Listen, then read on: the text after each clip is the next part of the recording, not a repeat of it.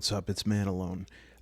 So you might notice that I'm talking a little quieter than usual, and it's not my intention to. I did not intend to make an ASMR video tonight, but um, my girlfriend had a really long flight, and she got home and just fell asleep in the room over, and so I can't wake her up. And I was like, okay, no problem. I'll just like record tomorrow. But then I went out and got her luggage, and on my porch were two Mörk Borg supplements. They're more than supplements. I'm so excited. And I was like, bro, I gotta do a quick video here just to unbox this stuff, you know? And so if if she comes out, I'll just keep the camera rolling, and I'll just pretend, that I'm working on math homework. I don't know. We'll think of something. It's improvisation. So, anyways, I got this two things that I've been waiting on for a while. The first is Portents of the Degloved Hand, which you might have seen, and the second is a Mörk Borg treat box. And it's so fortuitous because, as we know, I'm gearing up for the big Mörk Borg solo game, which has to be completed by the end of the month, or else I don't even know what Desert Dweller solo gaming is going to do if I don't do it by the end of the month. But good news is tomorrow we are going to be finalizing our picks for the I Can Solo Anything role-playing winners. So we should announce that in a video. I think she's actually going to help me with that video as a co-presenter for the award show. And then obviously as well, I'll be role-playing with the can of peas. Okay, so you may have seen this one before. There is a version of it for rich people. It's like an all black box. This is the peasant one, and obviously you can see right off the bat it's coffin shaped, and degloved hands are definitely metal. If you've ever seen one, you still see it every time you close your eyes at night. Oh shit. Okay, hold on a second. I gotta pause. Hey. All right, we're clear. All right, so, right. I'm very excited about this. Now, I did just open this because it had an address label and it was like taped like military grade. But I'm excited too. There's stuff to open within. So, my understanding is, in addition to this like coffin thing, this is also a dice rolling box. Sacrifice an omen, tempt fate, release chaos, pray you don't die sooner. Vemet of the Third Disgraced was a powerful heretic whose ability to use powers were such that he was considered a threat in every kingdom he ventured into. It's much like me. Fitting with his own philosophy of balance, his command of the occult came at a price, and inevitably the magic reclaimed him. Rumors spread about the relic of his severed, degloved hand that appeared in various forms and the enormous power it gave to those that dared wield it. In time, these feats were recorded and their power channeled into a deck of portent. For the sacrificial price of a precious omen, one may request a reading from the portents of the degloved hand. In exchange, forever bind your fate to a prophecy of the hand determined by the runestone. So, you have omens, right, which are like something like inspiration points, and you can pay one of those to have one of these omens read, and it's kind of a wild card. Or often it's like a rose and a thorn because it does something good, but also kind of plagues you with something not so good. Also, if you're playing in a group, you can, and this is where like this kind of stuff gets a little cringe, but an omen sacrifice orgy. A party may choose to each sacrifice an omen individually and use the collective sacrifice in exchange for rolling a d2. A roll of 1 will result in the party obtaining the collective portent called Fist of Vemet. A roll that results in 2 earns the party the collective portent of Curfew of the Damned. The activation of these portents must be declared unanimously during play. Okay, and then on the other side of this, I thought this fit on the bottom to make this into a proper, is anyone awake? No, false alarm. Windows are open. Okay, I thought this made it into like the bottom of the box, but maybe I'm wrong. Oh, interesting. Oh, I see. Okay, so these are a wise sacrifice. Okay, now we have a specific solo player option. Solo player D2 option, sacrifice an omen. Roll the D4 and D2 at the same time, and if you roll a 2 on the D2, oh, that's right, we got special dice with this. Hell yes. That's right, we get these dice. Okay, roll the D4 and D2 at the same time, and if you roll a 2 on the D2, you get to choose 2 cards from the deck determined by the D4 and choose which fate you prefer. So I guess like these are the options. Hold on, let me look at them off camera to make sure there's no like spoilers. Okay, no, that's all right. So if you roll a 1, all members of the party must sacrifice an omen to obtain this portent. When this portent is activated, all members of the party must hold hands in a semicircle facing their target. The 2 members on each end must then point at the target with their free hands. Each rolls for presence DR 14. The hand of the character with the highest successful roll emits a bolt of lightning, automatically striking the target for 2d12 damage. The fingertips of the hand of a character with the lower successful roll or a fail roll split open with bursts of unholy flame.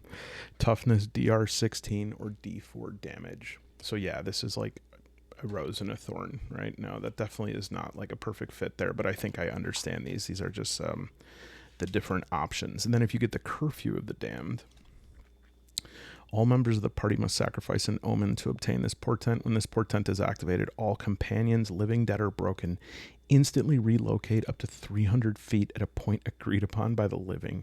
Present test DR 12 for all living. On failure, a living character becomes broken with 0 HP. A still living party member must now roll a D2. On a roll of 1, the dead and broken remain in that state. On a roll of 2, the dead and broken awaken as enraged zombies with 1 HP. Attacking any who are living, all abilities, weapons, armor, etc. remain the same when they were living. The undead will turn to dust with the next dawn if they are not destroyed. So that is a very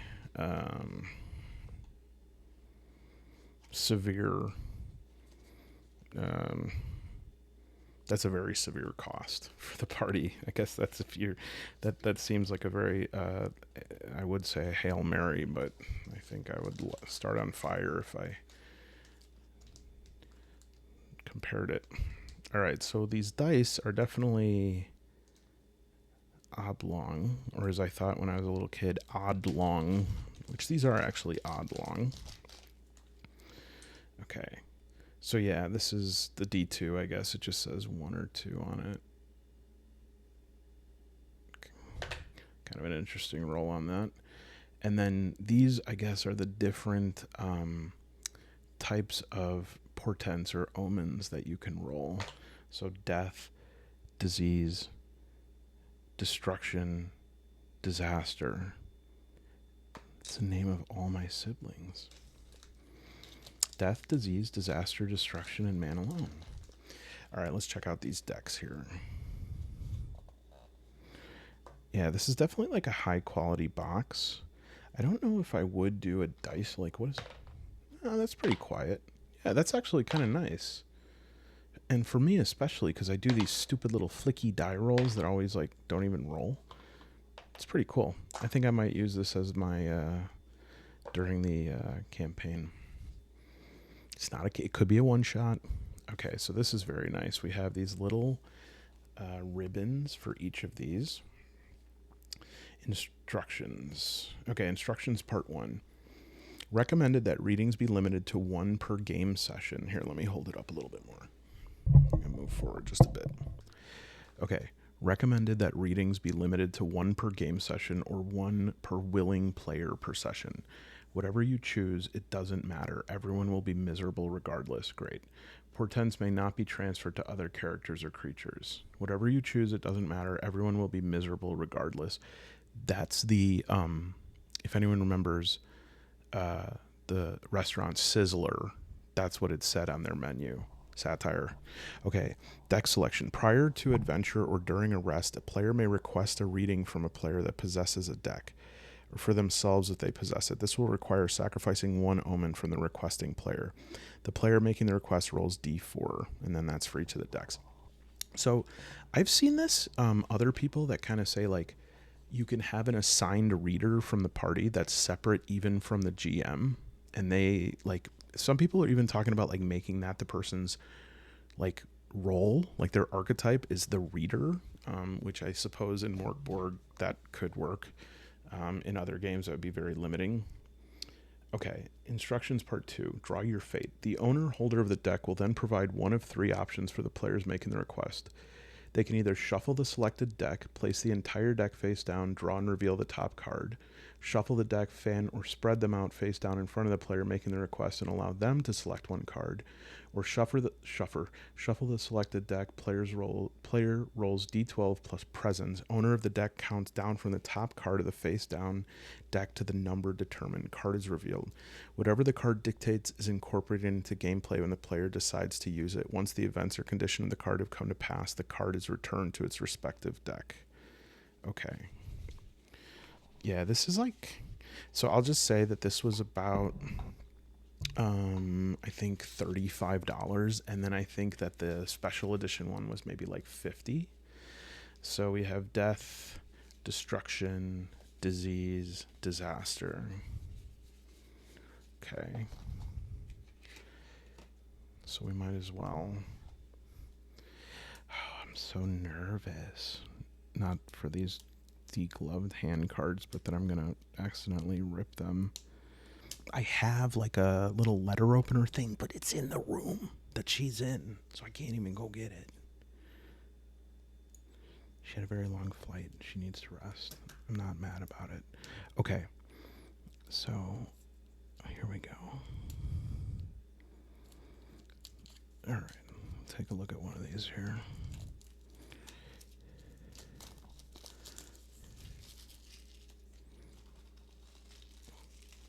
All right. Sweet decay. The flesh of one living creature begins to rot, doing d4 damage for d4 turns. The stench of a rotting carcass assaults you and your companions. Toughness d4 or vomit so violently each of you bleed, doing d2 damage. Spectral song. An unseen lurking spirit decides to help you by singing a lullaby. Your enemy's morale is reduced to 0 and flees. The spirit continues following you and singing loudly for the remainder of the day, not allowing you to have initiative. Increase agility test DR +1.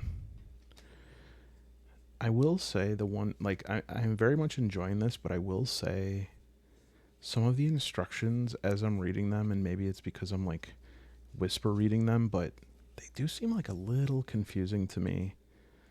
In terms of like what is the mechanic part of them. I'll just have to read them again. Silent as the grave, everything goes black and silent for all creatures within 90 feet except you for d4 turns. Nobody trusts you afterward. DR +4 to all presence tests for the rest of the day.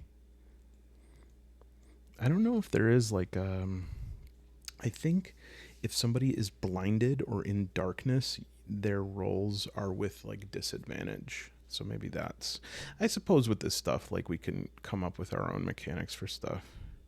Shallow grave, grave spit, familiar mask. For the remainder of the day, a death mask appears on your face that resembles your enemies during combat. Automatic initiative, DR -2 to all combat agility rolls for 1d4 hours. You no longer have a face, revealing a living skull. The mask turns to ash at the end of day. Okay, but do I still have like no face?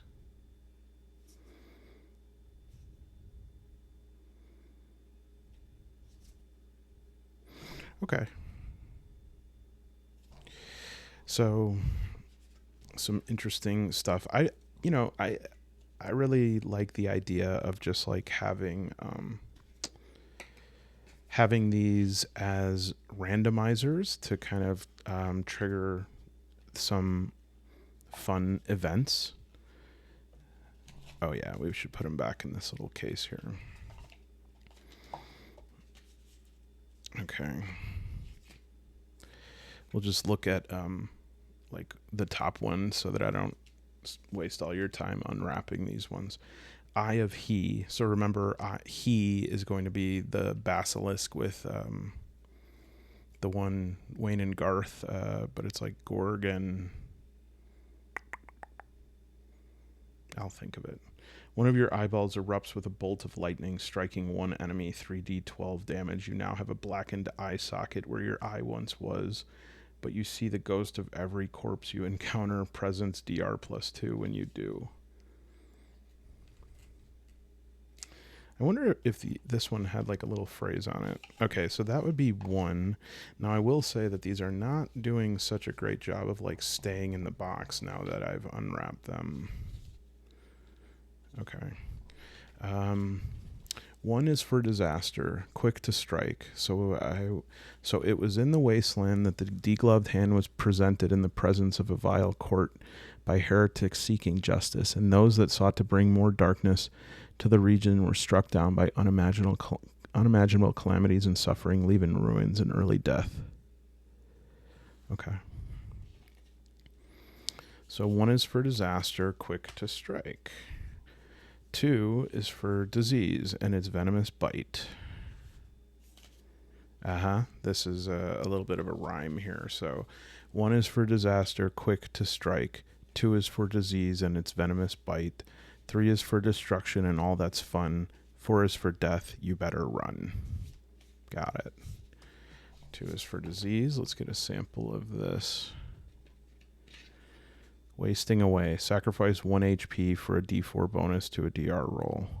On a fail roll, take additional D4 damage. I guess my question is, like, is that permanent, or do I just do that once?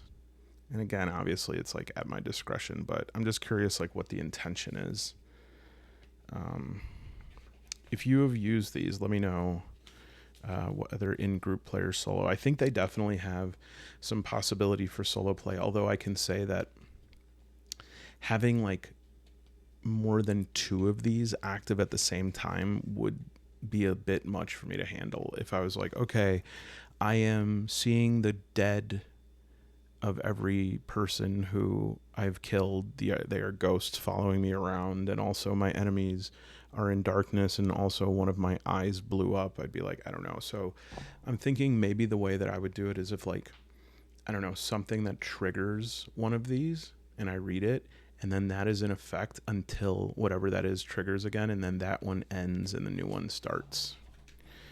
3 is for destruction. So it came to pass that Vemet spoke, saying, slay them all, lest yet Sabunek sort it out. Okay. Unclean desire. An unclean scroll determined by the GM appears only to you. Taking possession requires presence DR10 to use. Any additional use of powers will result in 1 HP of damage per attempt for D4 days. So some interesting mechanics there. I think there's some potential. I'm going to definitely take my time and read those over and think about how they can be incorporated. I definitely will use those in my solo play. I just have to figure out how I'm going to do that. Everything seems to fit right in there. If you just put the dice on top. Yep. It's a cozy fit. I'm okay not putting it back in the bag. Okay, so, oh boy. Oh, right. These are, can't lose those. All right, so again, that's Portents for Degloved Hand. It's compatible with Mörk Borg. It's by Raven Portents, and it was published and distributed by Exalted Funeral, who does a lot of supplements for Mörk Borg. Also, I didn't realize this, but Exalted Funeral Press is in Idaho. Nice. Okay. So that's that one. You may have seen that one before. Now this one I got off of Severed Press, from Etsy. There wasn't too many left. I'll put the link down below. But I had to jump on them because it just looks so interesting. Okay, and so this is what I've seen so far. All right.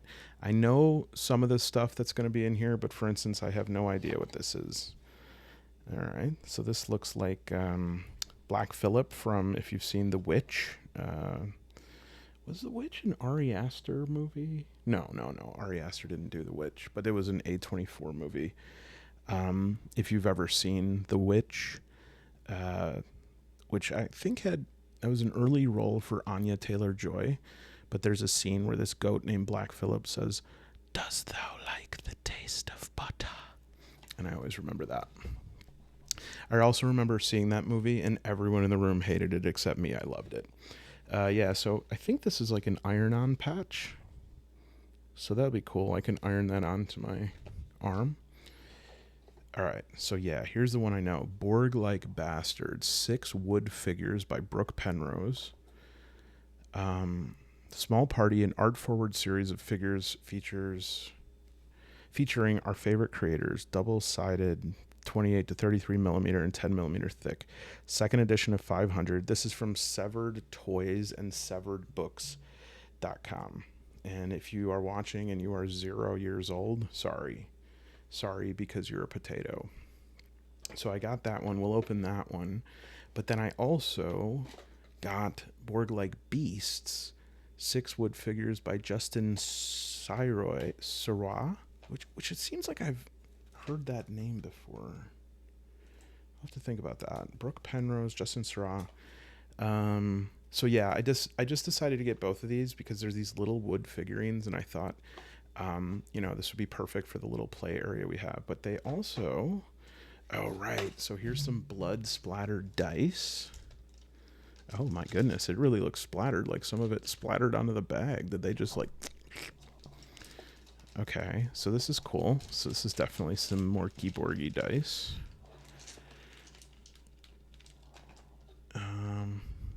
Cool. Yeah, it literally looks splattered. Is that like... Okay, I thought it had like some thickness to it. I'm like, I definitely don't want that. All right, so that's great. That's my Mörk Borg dice set right there. Very cool. I think right now, I don't know right now. I got it, but there was like, I think 20% off. Nick Pitara's Axe Wielder John by Karoshi Comics. 7-inch articulated action figure coming in 2024. Okay. Well, I guess Justin is the maker of Severed, so that's their info right there if you're interested. And I think this was found on Etsy. Oh, nice. And then we got like a little pin here. So it looks like a flail, yep, with a D20.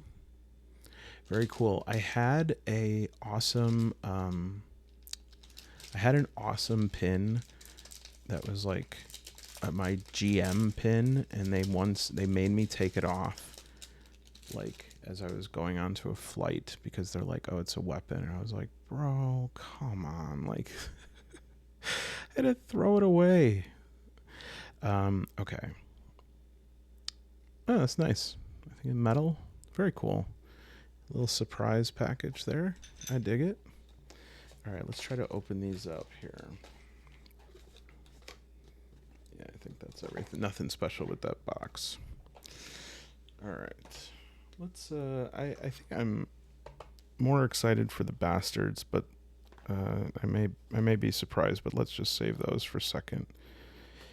So I will admit, these do look a little smaller than I thought they would be, but that's not a big deal because, I mean, think about it. These are like the Dragonbane ones are only this big. So I am curious of how they stand because they're literally like wooden blocks as far as I could tell from the pictures.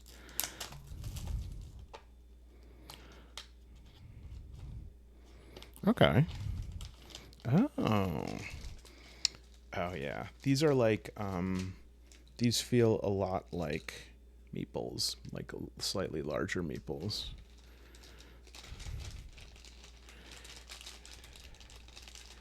All right, so we have, that's definitely a big bad. Yeah, that looks like, what's his name? From Mad Max. something Joe.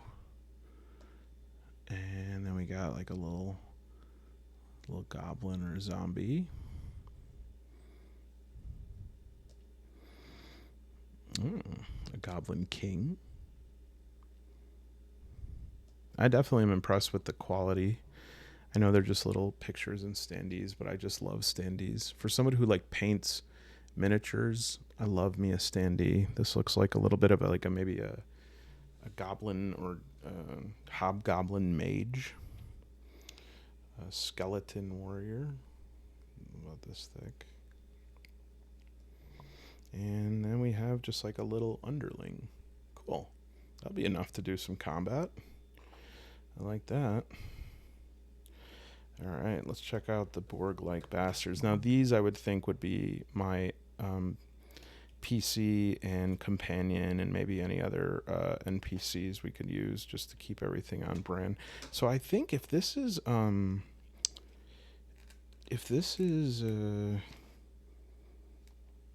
Series 2, well, I don't know if Series 2 means... Yeah, if this says Series 6 and this one's Series 2, that must mean there's at least 6 of these boxes. So again, I'll put the link below, but you should definitely check these out if this is all strikes your fancy. They were pretty affordable. In fact, they were almost nothing. If anyone's listening in the room over, I think they were 50 cents total. That's not true. They were like 60, 50 cents. Oh man, I'm not doing this so well here. There's no groove. All right.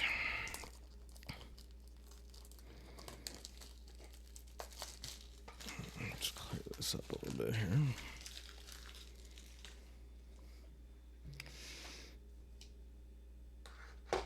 Okay.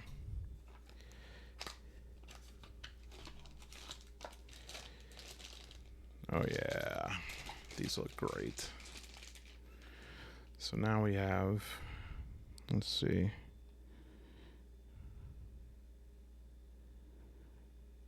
I don't know. Some sort of knight. I see like a little sword hanging there. So something.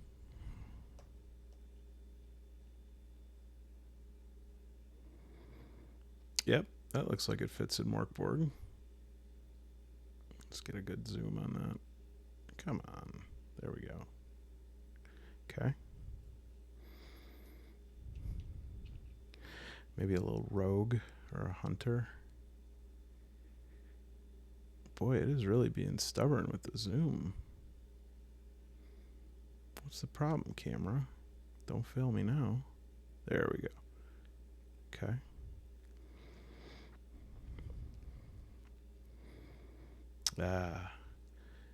You know, I'm wondering if these are the archetypes from the book. Because one of them is like wretched royalty, right? What the hell is the problem here? There we go. So that could be like wretched royalty.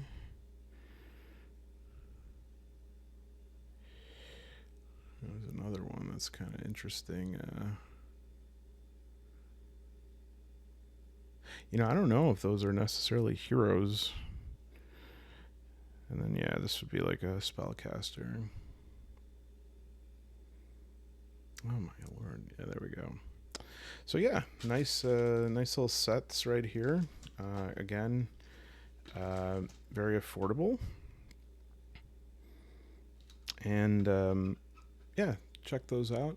So we have a lot of fun to play with. I want to get the map. I did find the Overland map PDF from Solitary Defilement. If anyone knows any other good tools, not necessarily like these kind of tools, but like tables or sheets I can print out or anything to, I know like pretty much anything to delay the Mörk Borg Solitary Defilement campaign, just to see how long Desert Dweller can go on like this. I'm just kidding. I'm kidding. Do not throw virtual tomatoes at me. I'm excited to do it. But I knew I was going to have a busy month, so I gave myself some time. So yeah, we have some dice. We have a pretty snazzy pin. We have a patch. So I'd say nice little prize box. And I think this was probably the random thing that was included because they said that there's like a surprise. So maybe these two, maybe you'll get something different. I'll try to tag severed hand, severed. I keep saying severed hand, severed toys, and severed books. But yeah, let me know what you think. Let me know if you've used any of this stuff. And that's it. And I'm going to go tiptoe into the freezer because I bought those strawberry shortcake good humor bars. And I'm going to eat like 5. Oh, hey. Hey, nope, I'm not recording.